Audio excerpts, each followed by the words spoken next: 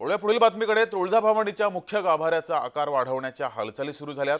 तुळजाभवानी मंदिराच्या गाभाऱ्याचा विस्तार करण्याची मागणी ही गेल्या अनेक दिवसांपासूनची आहे। तुळजाभवानीच्या मुख्य गाभाऱ्याचा आकार वाढवण्याच्या हालचाली सुरू आहेत। तुळजाभवानीच्या गाभाऱ्याचा विस्तार करण्याची मागणी होती आहे। या मंदिराचा जीर्णोद्धार सुरू असताना टाइल्स काढले तेव्हा शिखराचं वजन ज्या 4 बीमवर आहे त्यापैकी 2 बीमचे मोठे नुकसान झाले। तुळजापूरच्या मुख्य गाभाऱ्याचा डोलारा या 4 खांबांवर असून त्यापैकी 2 खांब जर कमकुवत झाले असल्यानं या मंदिराचा जीर्णोद्धार करताना हे मंदिर त्याच जागी पूर्वी होते तसे बांधण्यात येणार आहे। तर तुळजाभवानी मंदिराच्या गाभाऱ्याचा विस्तार करण्याची मागणी होती आहे, त्यामुळे हा विस्तार होणार का हे बघावं लागेल।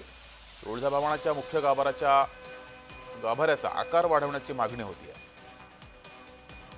या मंदिराचं नाव संरक्षित पुरातन वास्तूमध्ये असल्यानं हे काम पुरातत्व खात्याच्या मार्गदर्शनाखाली होणार आहे।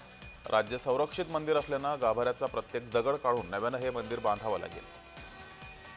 अधिक माहिती घेऊया, आपले प्रतिनिधी उदय साबळे आपल्या सोबत जोडलेले आहेत। उदय, तुळजाभवानीच्या मुख्य गाभाऱ्याचा आकार वाढवण्याच्या हालचाली सुरू झाल्यात, गेल्या अनेक दिवसांची ही मागणी सुद्धा आहे। नक्कीच जगदीश, जर आपण पाहिलं तर महाराष्ट्राची कुलस्वामिनी आई तुळजाभवानी मातेच्या मुख्य गाभाऱ्याचा आकार वाढवण्याच्या हालचाली सुरू झाल्यात। इतकंच नाही तर पुरातत्व विभागाच्या मार्गदर्शनाखाली हे काम होणार आहे।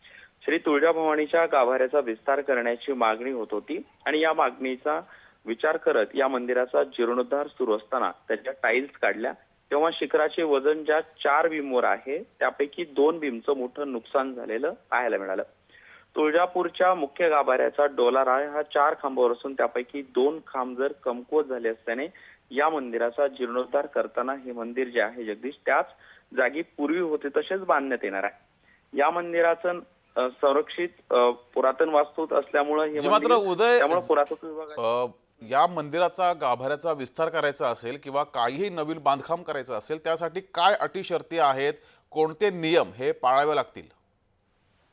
नक्कीच जर पाहिलं तर संपूर्ण देशाची अस्मिता आहे। या मंदिराकडे एक शक्तीपीठ म्हणून पाहिलं जातं।